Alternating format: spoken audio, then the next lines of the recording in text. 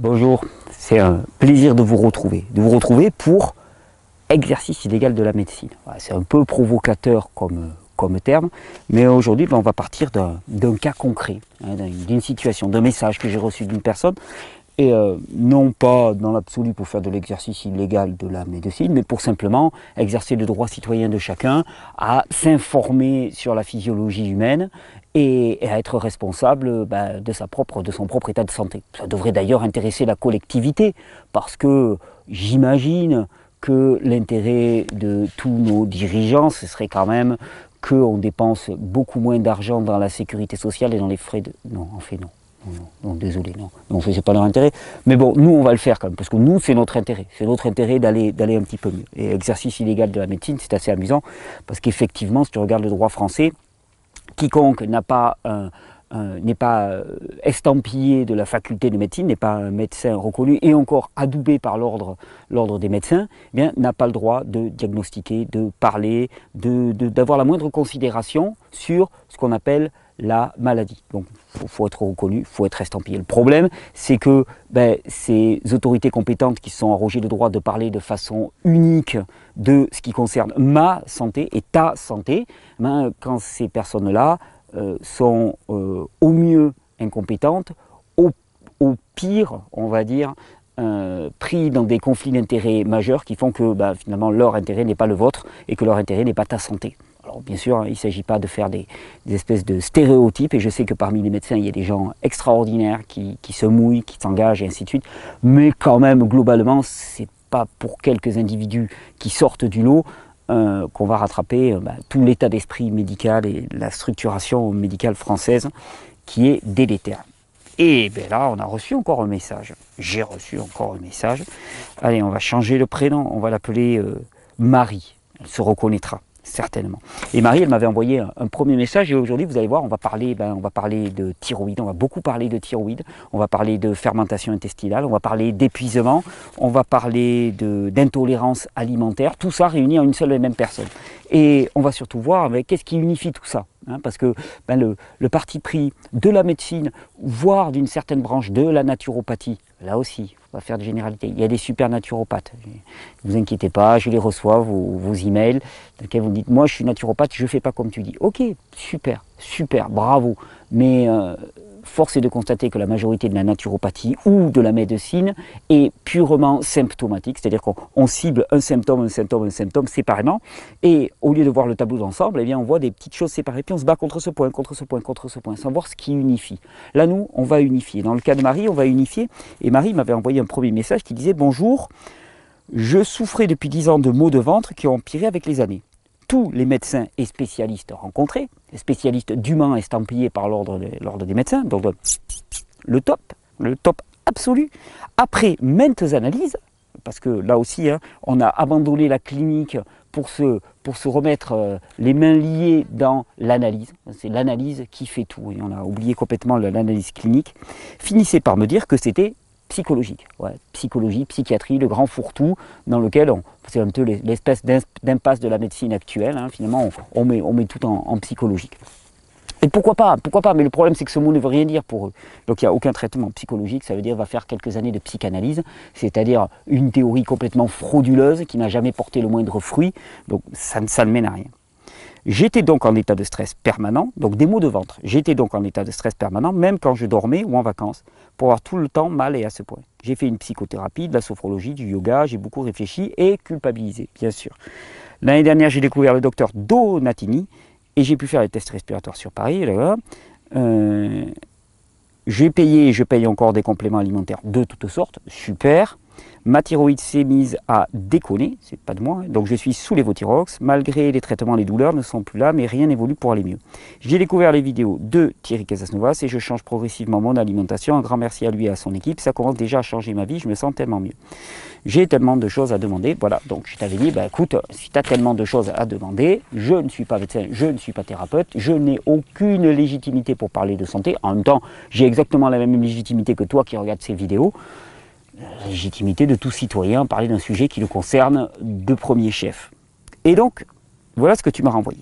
Bonjour Thierry et merci pour ton temps. Un petit état des lieux de mes différentes analyses. Et là, ça va être vraiment intéressant. Thyroïde. T3 trop faible, avec traitement au lévothyrox, et TSH trop élevé. Augmentation du lévothyrox, analyse à refaire. On va reprendre point par point et on va en profiter pour faire un petit peu de physiologie. C'est un petit peu nécessaire si on ne veut pas se faire mener par le bout du nez. Fermentation, fermentation intestinale. 3 à jeun, 12 après ingestion de fructose et de lactose. Donc ça fermente à fond au niveau de ce qu'on appelle l'intestin grêle. Carence, vitamine A, vitamine B, potassium, iode, fer, insuline, DHEA. Insuline, c'est marrant quand même, carence d'insuline. DHEA, acide oléique et linoléique et gamma-linoléique, prégnénolone, coenzyme Q10.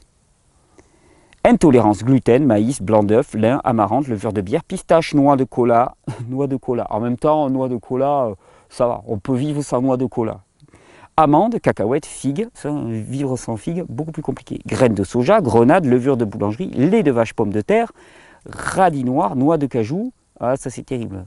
Et noix du Brésil, ah non ça c'est pas possible.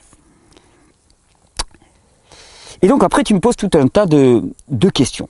Alors avant de répondre d'abord à tes questions, j'aimerais bien qu'on fasse un petit topo sur ce qu'on vient de voir. Thyroïde, tu me dis que tu as la T3 trop faible avec traitement au lévothyrox et TSH trop élevé. Alors ça peut vous paraître un jargon incompréhensible. Qu'est-ce que c'est T3, T4, TSH? La thyroïde est une glande. Une glande est un organe qui produit des hormones. Les hormones sont des messagers chimiques qui sont relâchés dans le sang et qui vont venir agir à distance sur d'autres organes internes. Donc une glande, c'est un organe qui envoie des messagers chimiques. Les messagers chimiques qui sont envoyés par la glande thyroïde, il y en a plusieurs. Il y a un produit qui s'appelle la calcitonin qui régule l'équilibre du calcium avec la parathyroïde. Et puis il y a une fameuse hormone qu'on appelle la T4. Elle produit aussi un petit peu de T3. La T4, c'est l'hormone thyroïdienne. Elle n'est pas active en tant que telle. Elle doit être transformée en T3 pour être active. T3 est la forme active.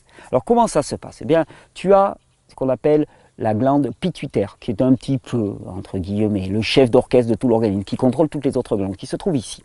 La glande pituitaire reçoit des informations d'une partie du cerveau qu'on appelle l'hypothalamus, qui lui est en connexion avec tout le système nerveux, donc qui reçoit des informations un petit peu partout dans le corps, et elle reçoit l'information, oh, il nous faut de la T3, parce que la T3 est une hormone thyroïdienne qui régule énormément de fonctions, en particulier bien l'entrée d'oxygène dans la cellule, et qui va faire que finalement le métabolisme va s'élever ou pas, entre autres. Les utilisations de la T3 dans l'organisme et les cellules cibles à la T3 sont innombrables dans l'organisme. Donc l'hypothalamus reçoit l'information, ok, il nous manque de la T3.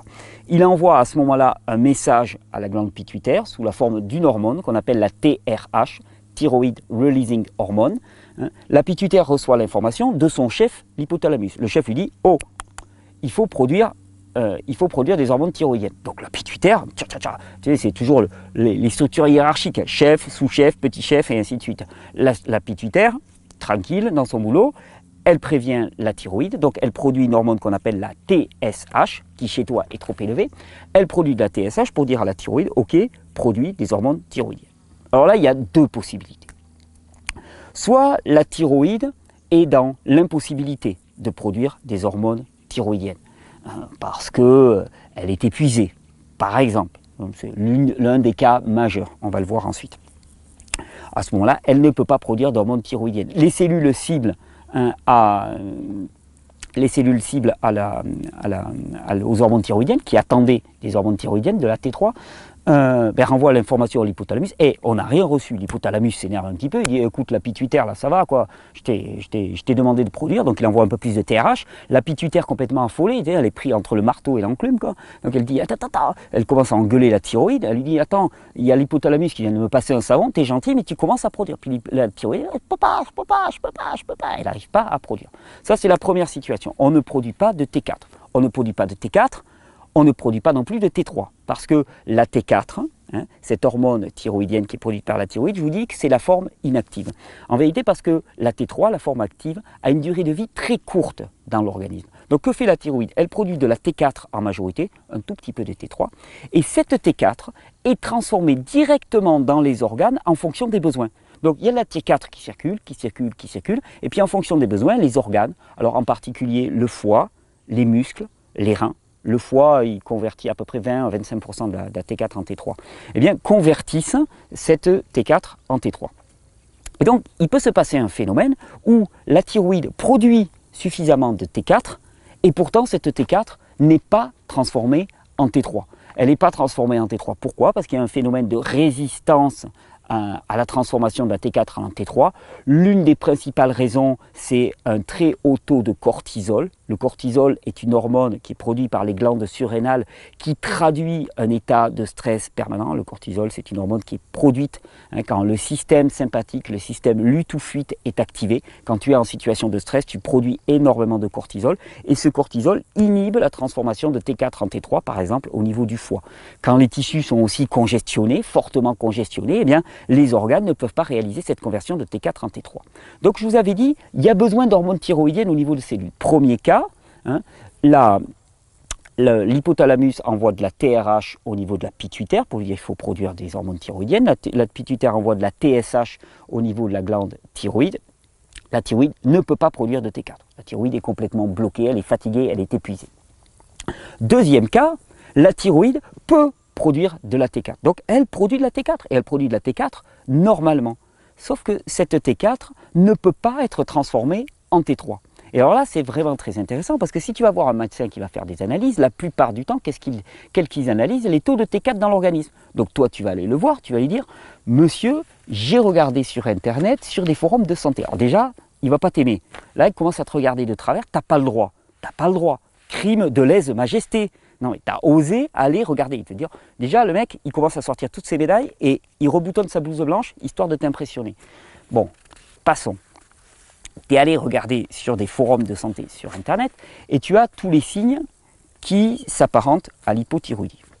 Écoutez madame, écoutez monsieur d'ailleurs, écoutez madame, une hypothyroïdie, ça ne se diagnostique pas comme ça, il faut faire une analyse. Nous allons donc faire une analyse, vos forums de santé, vous savez, il y a à peu près tout sur Internet, y compris des groupes sectaires. Alors bon, on fait les analyses, on mesure les niveaux de T4 dans l'organisme. Et là, le médecin, il te regarde, toi, tu es épuisé, tu as pris du poids, tu es déprimé. Et puis il te regarde, il dit, non, en fait, tout va bien. Ah, tu dis, monsieur, tout va bien, vous voyez bien que je suis fatigué, que je suis épuisé, que j'ai pris du poids et tout. Ah oui, c'est dans votre tête. C'est bien sûr dans votre tête. Non, en fait, non. Non, il s'est complètement planté, parce qu'en fait, c'est simplement que la T4 n'est pas transformée en T3 de manière adéquate. Alors, c'est assez intéressant parce que toi, tu me dis, tu as la T3 trop faible, la TSH trop élevée. TSH trop élevée, qu'est-ce que ça veut dire? Ça veut dire que la pituitaire dit en permanence à la glande thyroïde, produit. Et tu as ta T3 qui est trop basse. On ne sait pas si ta T4 est adéquate. Et donc, on t'a donné du lévothyrox. Le lévothyrox, ce sont des hormones thyroïdiennes. Le problème, c'est que le lévothyrox, c'est de la T4. Alors, si tu prends du lévothyrox et que tes symptômes d'hypothyroïdie ne sont pas changés, c'est pourquoi? C'est simplement parce que la T4 qui est apportée par le lévothyrox n'est pas transformée en T3, qui est la forme active. Et cette forme active, on ne sait pas l'amener. La seule chose qu'on sait amener, c'est de la T4. Alors on amène des énormes quantités de T4, ce qui fait que la thyroïde, elle se met en vacances, c'est-à-dire que si déjà elle était fatiguée, elle se met d'autant plus en vacances, elle produit de moins en moins d'hormones thyroïdiennes, et de plus en plus dépendant de ce produit qui s'appelle le lévothyrox, qui va devenir une béquille sur laquelle tu ne pourras plus te passer. Donc voilà un petit cours sur la thyroïde. Donc tu me dis T3 trop faible avec traitement au lévothyrox. On te fait augmenter ton lévothyrox. Entre nous, soit dit, si c'est un problème de conversion de T4 en T3, ça ne va servir à rien. Alors si, à force d'amener de la T4 en surquantité, bon, il y en aura quand même une petite partie qui va être transformée en T3. Sauf que pendant ce temps, ta thyroïde elle commence à dysfonctionner complètement. Quand on supplée à la fonctionnement d'une glande, quand on apporte des hormones à sa place, eh bien, la glande se met en sous-fonction. Elle ne se répare pas. Une glande se répare en fonctionnant. Il faut qu'elle fonctionne, mais de manière adéquate, dans des régimes adéquats. Donc tu es en hyperproduction de TSH parce que ton organisme est en stress, parce qu'il n'y a pas assez d'hormones thyroïdiennes qui sont disponibles. Et donc la pituitaire qui se fait passer un savon en permanence par l'hypophyse, par l'hypothalamus, eh bien elle produit de la TSH pour dire à la thyroïde produit, et ta T4 ne peut pas être transformée en T3. Donc ça c'est un phénomène. Donc tu as ta thyroïde qui, soi-disant, ne fonctionne pas. En vérité, on ne sait pas. Peut-être qu'elle fonctionne très bien, c'est simplement la conversion de la T4 en T3 qui ne se fait pas. Je t'ai dit cortisol, haut niveau de cortisol, stress chronique. Ensuite, tu as des fermentations. Ça veut dire quoi? Ça veut dire que tu as un ensemble de bactéries qui s'est développé au niveau du tube digestif, au niveau de l'intestin grêle. Normalement, dans le système digestif, il y a des bactéries, bien sûr, des champignons, des virus, les trois étant en équilibre et en synergie mutuelle, mais il y a plus de bactéries dans le côlon que dans l'intestin grêle. Normal, l'intestin grêle, c'est la zone d'assimilation. Si tu as des bactéries dans la zone où toi, tu es censé assimiler, ces bactéries, elles vont rentrer en compétition avec toi. Elles vont manger à ta place.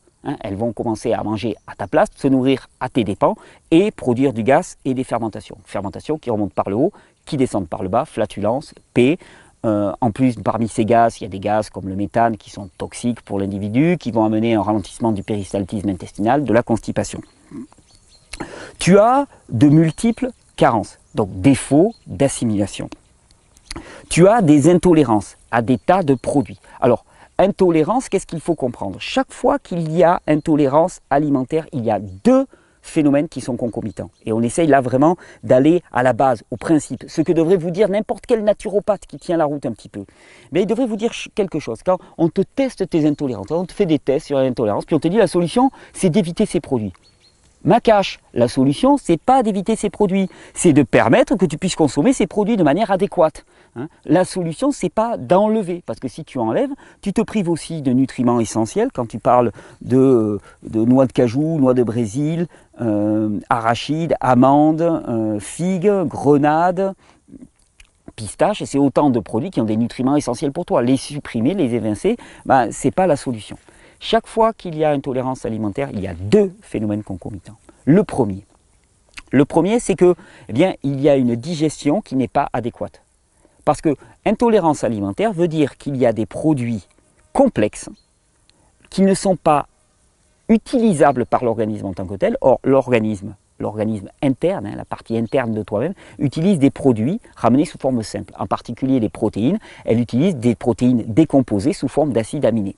Donc, s'il y a intolérance, c'est qu'il y a des fractions de protéines non décomposées qui sont passées à l'intérieur. Donc, fraction de protéines non décomposées. Ce terme non décomposé veut dire que la digestion n'a pas eu lieu de manière adéquate. Et pourquoi est-ce que la digestion? Alors souvent, la plupart du temps, ça concerne les chaînes protéiques. Or, il y a des chaînes protéiques dans tout ce que tu dis. Le gluten, c'est une protéine. On parle toujours gluten, blé. Alors, il y a qui disent « Ah, le gluten, c'est un sucre. » Non, le gluten, c'est une protéine. Maïs, c'est aussi des chaînes protéiques qu'il y a dans le maïs. Blanc d'œuf, c'est juste de la protéine. Lin, amarante, levure de bière, très protéiné. Pistache, noix de cola, amandes, cacahuètes, figues, protéines.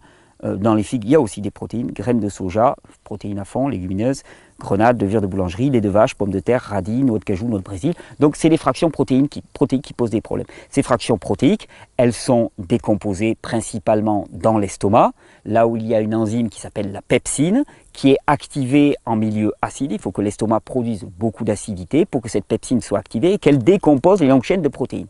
Donc, pour qu'il y ait intolérance, il faut qu'il y ait d'abord mauvaise décomposition et ensuite passage dans le milieu intérieur. Donc, ces protéines qui sont mal décomposées par l'estomac parce que l'estomac ne produit plus assez de pepsine et plus assez d'acide chlorhydrique, la première raison à cela étant le stress et l'épuisement. Je veux dire, c'est même les raisons majeures dans notre société. Stress et épuisement égale sous-production d'acide chlorhydrique, sous-production de pepsine. Et donc, ces longues chaînes se retrouvent au niveau de l'intestin grêle et elles passent dans le milieu intérieur. Et pourquoi est-ce qu'elles passent dans le milieu intérieur? Parce qu'il y a un phénomène qu'on appelle l'hyperperméabilité intestinale, ce qui fait que les jonctions entre les cellules de tes parois intestinales et la paroi de tes intestins, elle ne fait qu'une cellule d'épaisseur. Donc il y a des cellules qui sont tenues par ce qu'on appelle une jonction serrée. Cette jonction serrée étant liée aussi par tout un gradient minéral, il y a des potentiels électriques là, qui font que les cellules sont serrées les unes avec les autres, et à force d'inflammation, à force de déminéralisation dans tes intestins, cette jonction serrée, elle s'écarte. Donc là, tu as des protéines partiellement digérées qui passent, elles passent dans le milieu intérieur. Là, elles sont reconnues par ton système immunitaire comme étrangères, et là, il y a le phénomène qu'on appelle la réaction allergique. Alors, Marie, je sais que tu ne t'appelles pas Marie. Marie, on va reprendre un petit peu tout ça. Tu as une dysfonction de la thyroïde qui est certainement en lien avec un état d'épuisement, une mauvaise conversion de la T4 en T3. On a parlé de cortisol, on a parlé de stress. Tu as des intolérances alimentaires qui sont liées à une mauvaise digestion, un mauvais état de ton système intestinal, c'est-à-dire un état inflammatoire permanent lié à l'alimentation. Je veux dire, comment l'alimentation peut induire un état inflammatoire? Simplement parce que ton alimentation elle est remplie de pesticides, de fongicides, d'antibiotiques, elle est remplie d'additifs alimentaires, de colorants, donc rien que ça y contribue, que ton alimentation elle est ultra acidifiante, et parce qu'elle ne contient pas suffisamment de minéraux, parce qu'elle ne contient pas suffisamment d'éléments végétaux poussés dans des sols de bonne qualité, parce que quand tu consommes des produits animaux, ben, tu consommes des animaux qui ont mangé des comprimés, des farines animales, et non pas de l'herbe qui aurait assuré une bonne minéralité à ces animaux, qui ont vécu dans un état de stress permanent, donc ton alimentation est globalement acidifiante, ce qui va amener à des intolérances. Pour ce qui est des fermentations, là c'est un sujet un peu plus intéressant. Les fermentations intestinales, ben, c'est simplement que tu as des bactéries qui sont développées dans ton intestin grêle. Pourquoi est-ce que les bactéries se développent dans les intestins? À quoi servent les bactéries?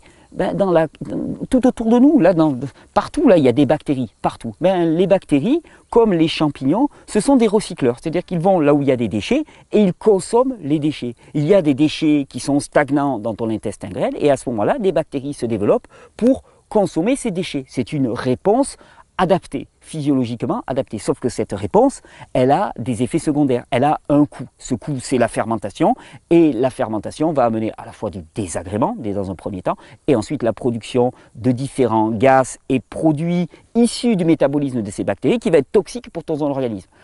Il y a beaucoup de neurotoxines qui sont libérées, de l'acide sulfurique qui va encore enflammer les parois de l'intestin grêle. Alors, si en réponse à ça, on te propose des traitements qui vont être antibiotiques, qu'ils soient naturels ou antibiotiques chimiques, pour supprimer ces bactéries, là encore, on a tout raté. Pourquoi est-ce qu'on a tout raté?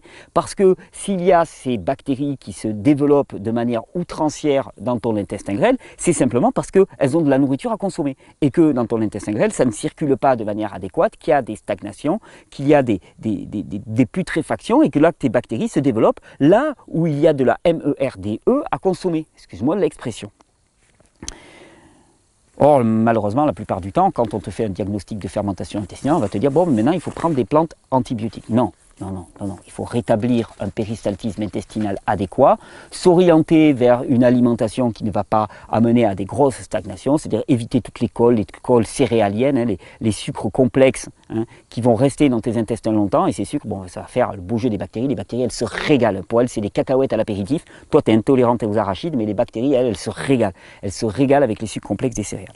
Alors, tu me posais, donc tu vois, ça c'est le préalable. Rien qu'avec ce que tu as donné là, on peut comprendre tout ça. Et ça c'est de la pure clinique.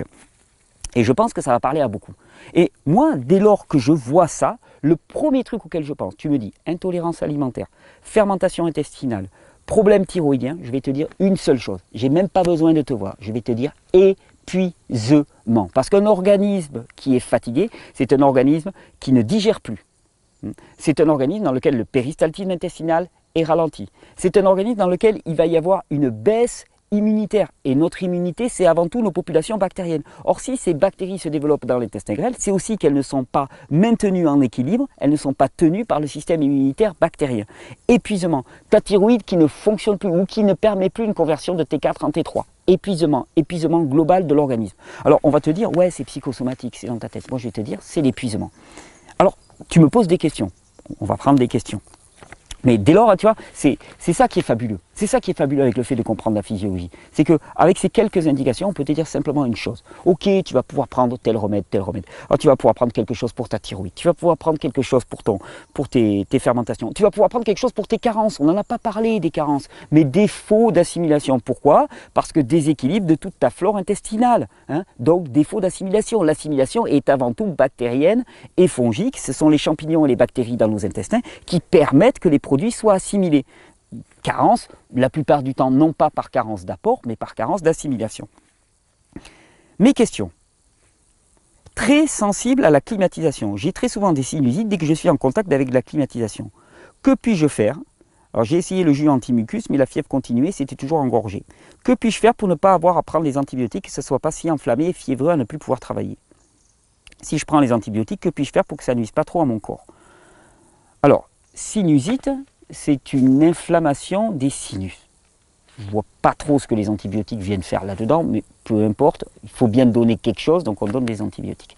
Il y a une chose qui est essentielle pour moi, et ça vient renforcer l'idée que la cause, c'est l'épuisement. Quand on parle d'épuisement d'une personne, on parle d'épuisement d'un système nerveux, d'une branche du système nerveux qu'on appelle le système nerveux sympathique. Le système nerveux sympathique, c'est celui qui nous permet en permanence de nous adapter. Les choses changent autour de nous, et le système nerveux sympathique, c'est celui qui va nous permettre de nous adapter. À côté de ça, il y a une autre partie du système nerveux qu'on appelle le système nerveux parasympathique, qui est plutôt celui qui va présider aux opérations de digestion, de restauration, de régénération, de nettoyage de l'organisme. On est plutôt gouverné par le système nerveux sympathique pendant la journée, on s'adapte en permanence à toutes les circonstances de la vie, et on est principalement gouverné par le système nerveux parasympathique pendant la nuit. Opérations de nettoyage, de réparation, de détoxification, d'assimilation et de digestion aussi. Toute personne qui présente des troubles d'adaptation est une personne épuisée. Alors là, tu me parles, tu me dis, la climatisation. Mais la climatisation, qu'est-ce que c'est? Tu viens dans l'environnement qui est chaud, d'un seul coup, tu balances dans du froid, moins 15 degrés d'un seul coup. Ton organisme, il n'arrive pas à s'adapter. Et il y a une inflammation qui se traduit. Toute personne qui a des troubles de l'adaptation dénote, témoigne en tout cas, d'un état d'épuisement du système nerveux sympathique. Et c'est simple, pourquoi est-ce qu'il y a un état d'épuisement du système nerveux sympathique à notre époque? Pourquoi il y a ces phénomènes de burn-out, d'épuisement généralisé? C'est simple, c'est que ce système adaptatif, il est fait pour fonctionner dans une certaine mesure, il a une capacité à l'adaptation, et comme tout phénomène vivant, il doit être contrebalancé par des temps dans lesquels il n'est pas sollicité pour qu'il puisse se reposer. On ne devrait pas être en adaptation permanente. Or, nous vivons dans un monde dans lequel nous sommes en adaptation permanente. Adaptation permanente par rapport à la multitude des informations, des stimulus qui nous viennent de notre environnement. Bon, là encore, ça va pour moi. Je suis en pleine forêt, c'est tranquille. Mais quand tu es en ville, les klaxons, les sons, les bruits en permanence, ça arrive de gauche, de droite, d'en haut, d'en bas. Et puis ton corps est soumis à des rayonnements électromagnétiques en permanence. Donc ça rayonne, ça rayonne, ça rayonne. Et ton corps, il adapte, il s'adapte, il s'adapte. Et les écrans, et le stress au travail, et les enfants, et conduire la voiture, et tout ça. Tout ça, ça fait qu'on demande au corps de s'adapter, s'adapter, s'adapter, s'adapter, s'adapter, s'adapter encore. Sans avoir le temps de repos adéquat pour contrebalancer tout ça. Et qu'est-ce qui se passe au bout d'un moment? L'adaptation, elle est de plus en plus difficile. Toute personne qui a des difficultés adaptatives est une personne fatiguée. Et ces difficultés adaptatives, elles peuvent se traduire par exemple en passant du chaud au froid. Et du chaud au froid, ça va créer une inflammation des sinus, ça va créer de la toux, ça va créer... Toutes ces réactions-là, elles sont simplement parce que ton corps n'a pas la capacité adaptative nécessaire. Elle va pouvoir se passer aussi, bien qu'il y a énormément de personnes qui te parlent. Les personnes qui ont du mal à s'adapter à des changements de rythme, à des changements de programme. On va dire, ah mais celle-là, elle a un problème, c'est compliqué avec elle, ainsi. Non, elle est juste épuisée, elle n'arrive pas à s'adapter. Donc tu es très sensible à la climatisation, c'est normal. Ces chocs de température ne sont pas normaux pour l'individu, c'est pas normal. Ça demande un travail accru du système adaptatif. Et là, toi, tu n'as pas la ressource pour y répondre. Alors, tu vas me dire, tu vas faire des sinusites et tu vas prendre des antibiotiques qui ne vont faire qu'aggraver le problème. Moi, je vais te dire, ça peut peut-être paraître plus facile à dire qu'à faire, mais en même temps, il faut sortir des conditions anormales. C'est-à-dire qu'il faut sortir de ce choc de température permanent. Arriver à avoir une température dans les locaux de travail qui ne soit pas... énormément plus faible que la température à l'extérieur, arriver à réguler, faire des flux d'air, mais arriver à avoir une climatisation naturelle, non pas la violence de cette climatisation artificielle, qui plus est une gabégie au niveau énergétique, qui est une gabégie au niveau bactérien aussi, parce que alors ça recycle, je ne te dis pas les bouillons de culture qu'il y a là-dedans, et tu n'auras pas ces problèmes d'adaptation. Que puis-je faire pour ne pas avoir à prendre les antibiotiques? Alors, si tu es dans un état d'inflammation et de sinusite, tu as une chose que tu peux faire, c'est jeûner. Le jeûne est le meilleur moyen de booster le système immunitaire, de booster le système adaptatif. En même temps, comme tu es fatigué, tu ne vas pas pouvoir faire des gros jeûnes, parce que jeûne, ça demande aussi une adaptation. Donc c'est une espèce de cercle vicieux. Mais des petits jeûnes ponctuels vont te permettre, d'après moi, de répondre à ça. Je ne fais pas de la thérapeutique, mais moi, c'est ce que je ferai. Alors ensuite, tu me posais d'autres questions. Tu me dis, au bout de combien de temps de jus de légumes et de traitement à la thyroïde, donc c'est un mélange de plantes que fait ABC de la nature, la thyroïde est censée aller mieux. Et ça, c'est impossible à savoir, impossible. Et surtout, comment saurais-je que je peux me passer du traitement au lévothyrox? Ben, tu le sauras, comme le savent la plupart des gens, c'est qu'à un moment, ben, ta thyroïde, à force de prendre des hormones T4, elle va être en hyperthyroïdie. Ça veut dire qu'elle se sera relancée d'elle-même. Hein. Tu vas sentir que tu es hyper excité en permanence, tu vas sentir ton cœur battre très très fort, et là tu vas te dire, oulala, là, là, au niveau thyroïdien, ça monte trop vite, donc il faut que je calme. Ben, c'est parce que ta thyroïde se sera relancée d'elle-même et que les hormones thyroïdiennes ne seront plus nécessaires, le lévothyrox ne sera plus nécessaire. Mais bon, on va y revenir parce qu'on va voir un petit peu ce qu'on peut faire. Quelles sont les solutions en termes de jus ou autres pour mes problèmes de carence? Alors, tes problèmes de carence ne sont pas, d'après moi, des problèmes de carence d'apport, mais c'est des carences d'assimilation. Et là encore, quand on a un patrimoine bactérien qui est faiblard, il y a 2 ou 3 façons d'y répondre de manière simple. La première, c'est le repos et le jeûne. Non, parce que tout de suite, dès qu'il y a une dysbiose intestinale, dès qu'il y a un problème bactérien, on te dit il faut prendre du kéfir, il faut prendre des lactofermentations. On est toujours en train de rechercher quelque chose qui vient de l'extérieur. Tu sais, on a été dressé pour ça, hein, à marcher à la stimulation extérieure. Donc, je vais te dire, le meilleur moyen de rétablir un biote intestinal complet, sain et qui t'est propre, parce qu'il t'est propre, tu as une signature, ton biote intestinal, t'es singulier, il est singulier pour toi, mais c'est d'abord de jeûner, de mettre tout au repos. Et au magie, eh ben, ça se reforme de manière adéquate. Les bactéries se multiplient, celles qui sont en excès sont régulées par les autres, les champignons se multiplient, vont pouvoir contrôler les bactéries, les virus, dont la plupart sont bactériophages, vont venir manger les bactéries qui sont en surnombre, et tout ça va s'équilibrer. Un repos, un temps de repos. Mais ça, on est en permanence, tu sais, on est épuisé. Hein, on est épuisé, carencé, et on continue à se dire, il faut en rajouter, il faut en rajouter. Mais tu es déjà carencé, c'est pas la peine d'en rajouter, tu es déjà carencé, tu n'assimiles pas ce que tu manges. Alors c'est quoi la solution? La solution, c'est au lieu d'en rajouter, d'en rajouter, d'en rajouter, d'en rajouter encore, ce coup, descendre tranquillement et revenir à du repos de l'organisme et le laisser faire.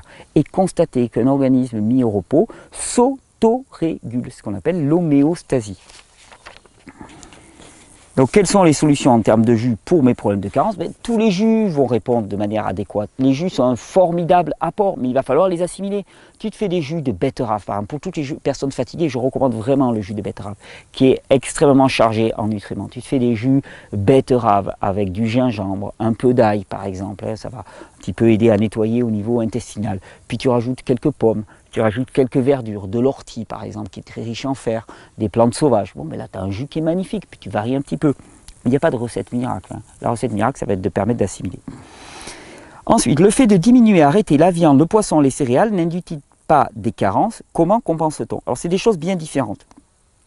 Alors, il y en a une pour laquelle je peux te répondre, c'est les céréales. Le fait d'arrêter les céréales n'induit aucune carence. Bien sûr que non, puisque les céréales ne sont que des sucres complexes, c'est-à-dire des longues chaînes de sucres simples.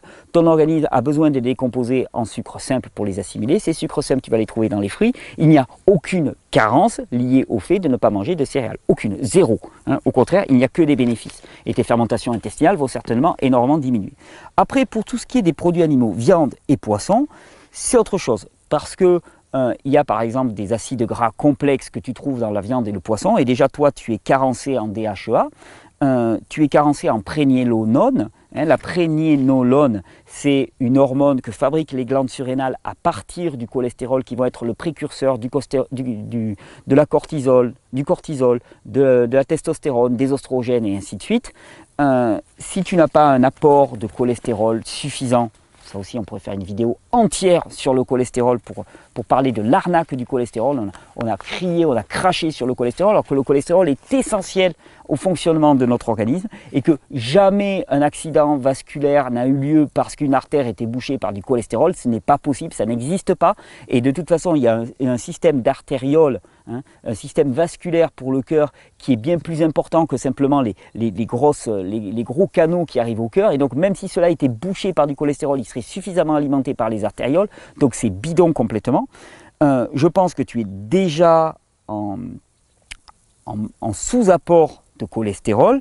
Je pense que ton organisme ne transforme pas de manière adéquate. Il y a une petite transformation des acides gras simples en acides gras plus élaborés, comme peuvent apporter les acides gras apportés par les animaux. Personnellement, je l'ai déjà dit multiples fois, chez les personnes épuisées, je ne recommande pas la suppression des produits animaux. Après, tu n'es pas obligé de manger de la viande et de la poisson tous les jours, loin de là, bien sûr. Ensuite, je pense que l'apport le plus intéressant est en termes de produits gras. Donc tu peux très bien fonctionner avec des œufs par exemple. Alors tu vas me dire, ouais, tu es allergique au blanc. Ben, des jaunes d'œufs crus, du beurre cru, du beurre de cru de vache qui a vécu en plein air. Bon, ben là tu vas avoir des apports d'acides gras qui vont être importants et qui vont te permettre d'avoir cet apport nécessaire en cholestérol qui va te permettre ensuite de produire des hormones thyroïdiennes.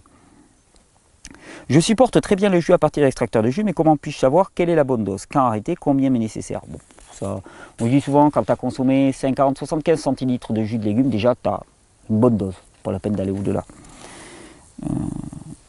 Pourquoi conseilles-tu de manger sur un créneau de la journée? Quel souci peut-il y avoir à manger jusqu'au coucher? Est-ce pour reposer le système digestif? Et bien sûr que c'est pour reposer le système digestif. Tu as déjà un système digestif qui n'assimile pas. Hein, tu es en sous-apport, tu es en carence. Est-ce que tu crois que c'est en rajoutant encore? Il faut laisser ton système digestif un petit peu au repos, le laisser tranquille un certain temps, de manière à ce qu'il puisse restaurer sa fonction et commencer à assimiler. Vous savez, on est des machines avec un rendement médiocre. J'entends des personnes me dire, ah, mais moi je ne fonctionne pas si je n'ai pas 3000, 4000 calories. Mais je veux dire, est-ce que tu sais quel est le premier secret de santé? C'est la frugalité. Mais la frugalité, je ne te parle pas d'anorexie, je te parle de frugalité acquise. Frugalité acquise, ça veut dire quoi? Ça veut dire que le rendement de ton organisme, la capacité assimilative et digestive de ton organisme a tellement été améliorée qu'avec très peu d'aliments, eh bien, tu vas en assimiler 100% de cette alimentation et tu vas avoir une énergie qui va être colossale au cours de la journée. Simplement, tes organes digestifs ne vont pas fonctionner encore et dépenser de l'énergie pour rien. Tu es déjà quelqu'un qui est épuisé. Est-ce que tu dois passer ta journée à digérer tes repas? C'est-à-dire, digérer, ça veut dire de l'énergie qui est dépensée pour la digestion et donc pas dépensée pour permettre de faire fonctionner tes organes, pour permettre l'action motrice, l'action cérébrale. Donc, plus tu es fatigué, plus tu devrais épargner ton énergie en ne la dépensant pas de manière irréfléchie. Alors, on la dépense de manière irréfléchie en s'excitant, en s'agitant dans tous les sens et aussi en digérant. Il y a un gros problème avec cette histoire d'apport alimentaire, de manger toute la journée. L'humain n'est pas fait pour manger toute la journée. Maintenant, j'en suis convaincu. J'ai fait une expérience différente au début. Je mangeais régulièrement des petites proportions dans la journée. Je ne pense pas que l'humain soit fait pour manger toute la journée. Je pense que l'humain est fait pour manger suivant certains créneaux. Et que le reste du temps, il devrait jeûner, simplement. Et pendant ce temps de jeûne, il y a des opérations de réparation, il y a l'hormone de croissance qui est augmentée, il y a l'insuline qui diminue, la résistance à l'insuline qui diminue, l'organisme est plus prompt à utiliser ses graisses, à brûler ses graisses et non pas à stocker. L'organisme est plus prompt à se reconstruire globalement et à se nettoyer. On est fait pour avoir des temps de repos importants.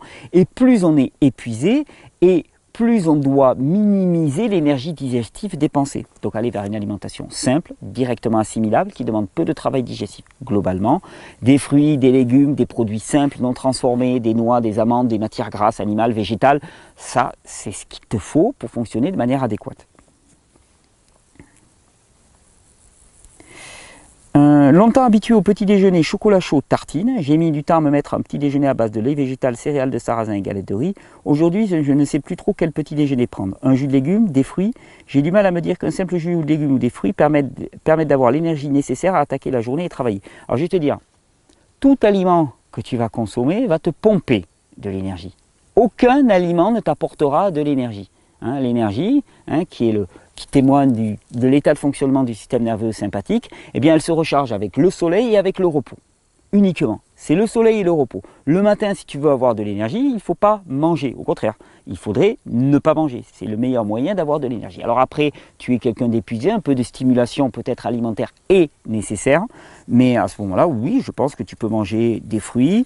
Un jus de légumes le matin, si tu es vraiment épuisé, en été ça passera, en hiver ça risque de te refroidir, je ne le prendrai pas le matin. Quelques fruits ou quelques oléagineux mais fermentés, tu vois, tu fais tremper des noix, des amandes, tu les fais tremper et puis tu les manges tranquillement après. Elles ont commencé déjà, le trempage va faire qu'il va y avoir un début de transformation des chaînes complexes, ça va être beaucoup plus assimilable. Tu peux aussi les tremper puis après les mixer, en faire une petite pâte que tu vas laisser fermenter. On va faire quelques recettes à la rentrée avec ça, à la rentrée de septembre. Et à ce moment-là, c'est beaucoup plus assimilable. J'ai du mal à me dire qu'un simple jus ou des fruits permettent non. J'ai toujours été habitué aux aliments solides et consistants. J'ai l'impression psychologique que c'est ça qui fait tenir. Ouais, c'est psychologique. C'est psychologique. Il va falloir t'habituer doucement. Enfin, il va falloir. Je te propose de t'habituer doucement à réindexer tes perceptions. Et c'est pas ce qui est lourd qui est nécessaire au bon fonctionnement de ton organisme. Alors ensuite, tu me dis que tu souhaiterais lever une alerte auprès du ministère de la Santé et des médecins pour qu'ils prennent conscience des maux causés par les pesticides, les métaux lourds, les antibiotiques dans les viandes, l'alimentation de moins en moins portée vers les fruits et les légumes, que les analyses pour détecter les intolérances, les carences, les bactéries soient toutes prises en... Alors je vais te dire, je peux me permettre, Marie, ils n'ont aucun intérêt à faire ça.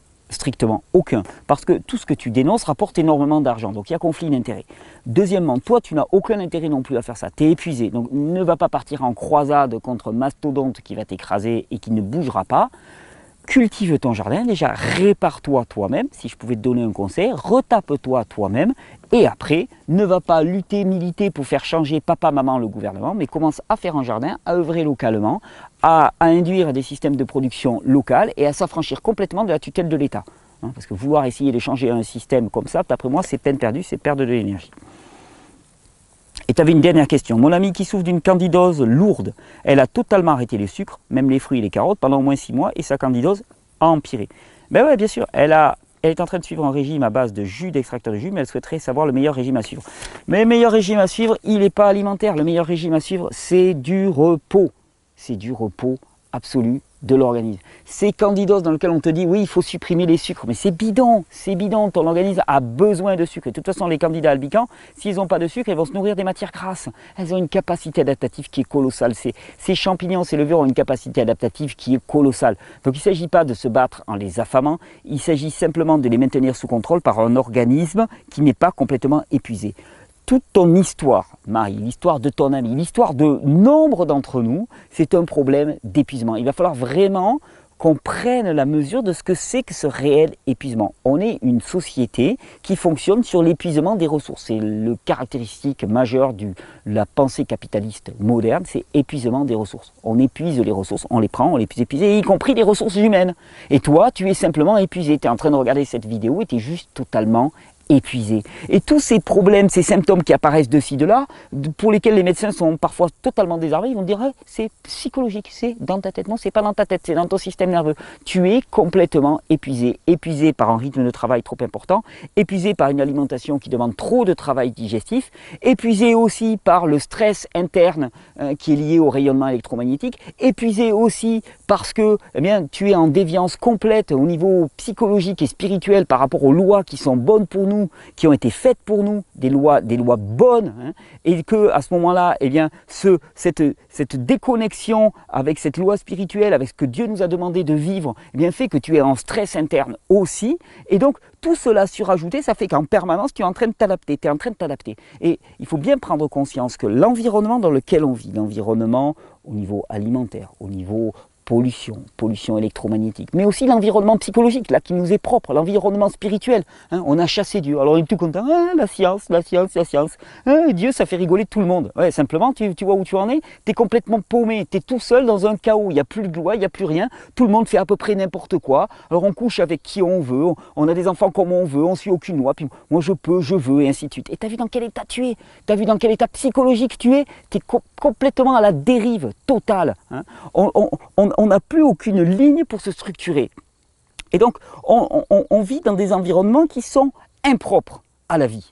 Et donc, en permanence, ça nous demande de nous adapter en permanence. Et au bout d'un moment, notre capacité adaptative, elle se casse la gueule. Et à ce moment-là, tu tombes du wagon, tu sors du peloton, tu es HS. Et tu fais partie de ces personnes qui commencent à développer des troubles au niveau de la thyroïde, des troubles d'assimilation, des troubles de carence. Et puis là, tu vas de spécialiste en spécialiste qui te prescrivent des champignons de ceci, des antibiotiques de cela, des traitements avec des rayons électromagnétiques de quelque chose. Mais attends, est-ce que tu vas arriver à comprendre que tout ton mode de vie est une offense aux lois qui ont été faites pour nous? Tout ton mode de vie est une insulte à ce qui est bon pour nous. Alors tu ne le savais pas, donc tu n'es pas coupable pour autant. Par contre, maintenant que tu le sais, il y a une chose qui est essentielle, c'est un terme que j'aime particulièrement, c'est la repentance. Et vraiment, c'est un message que j'ai envie de porter plus que jamais. Il y a de la repentance à faire. Il y a de la repentance à faire sur nos modes de vie, sur nos modes de production. Il y a de la repentance à faire sur nos structures de pensée, sur nos structures spirituelles, sur la façon dont on traite l'autre, sur la façon dont on relationne à l'autre, sur la façon dont on gère nos vies.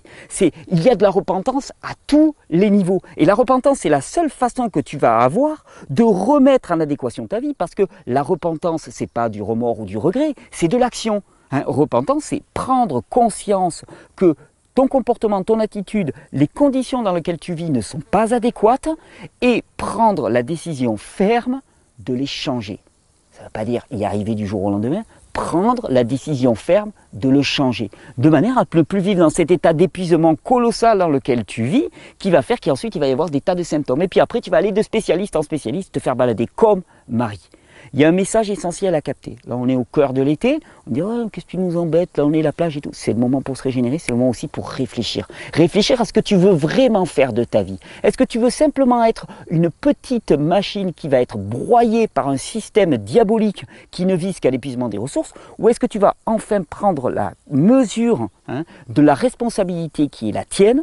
Prendre cette mesure, ça veut dire s'autonomiser, prendre ta responsabilité, faire cet acte de repentance qui est essentiel et qui doit se passer à tous les niveaux et reprendre une direction juste, se réapproprier nos moyens de production, nos moyens d'éducation, nos moyens de vie, nos cadres de vie, se réapproprier aussi des lois qui sont bonnes pour nous sur le plan spirituel, reconnaître que nous ne sommes pas donnés à faire n'importe quoi, que la jouissance absolue ne conduit qu'à une seule chose, à la catastrophe et au chaos, et que ce n'est pas être intégriste quoi que ce soit que de dire que faire n'importe quoi avec son corps, faire n'importe quoi avec son âme, c'est conduire directement à la désagrégation de l'individu, et reprendre conscience qu'il y a des lois qui sont pour nous. Elles sont bonnes, il s'agit de les suivre.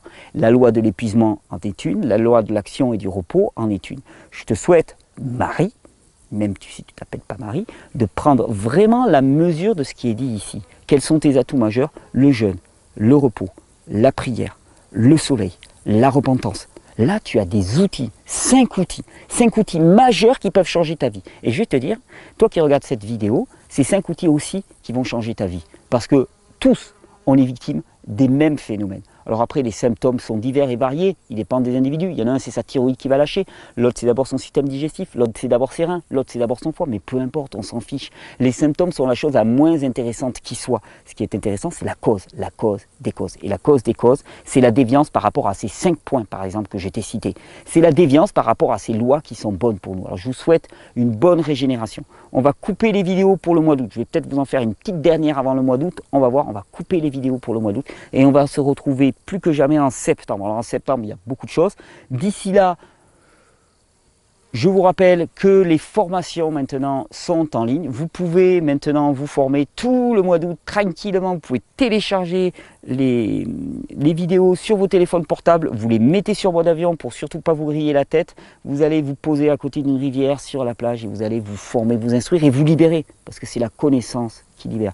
Les formations sont disponibles sur la boutique du site Régénère. En septembre, on se retrouve aussi pour une formation, certainement la dernière en présentiel. Après, il y aura les vidéos, mais je pense que je vais arrêter de faire des formations d'iridologie. Toute l'année prochaine, je risque de donner très peu de stages. Donc, dernier stage, ça se passe à Bruailles, au-dessus de Lyon, pas loin de Lons-le-Saunier. Toutes les informations sont sur la rubrique stage et conférences. Il reste encore quelques places, pas beaucoup, donc dépêchez-vous si vous voulez vous inscrire. On se retrouve à septembre avec un programme, vous allez voir, je suis en train de vous élaborer pas mal de surprises pour le mois de septembre, avec pas mal de collaborations aussi. Je vous souhaite une bonne régénération, je vous souhaite surtout vraiment de prendre la mesure du challenge qui nous est demandé à chacun d'entre nous maintenant, pour nous-mêmes, pour nos proches, pour nos familles, et d'arrêter de tourner autour du pot, d'arrêter de perdre du temps en culpabilité et en larmoyade, et de faire enfin ce vrai mouvement de repentance qui n'est qu'une seule chose, qui est action. Action, action maintenant, bonne régénération.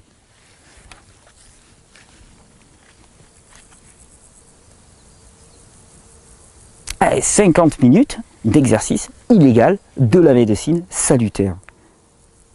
Je ne pensais pas que ça allait durer aussi longtemps. Regardez ce bel environnement.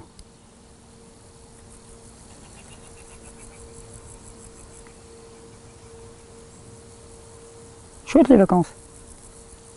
Ça change du sud, des grands arbres. Des beaux chênes et des beaux châtaigniers. Allez, bonne régénération.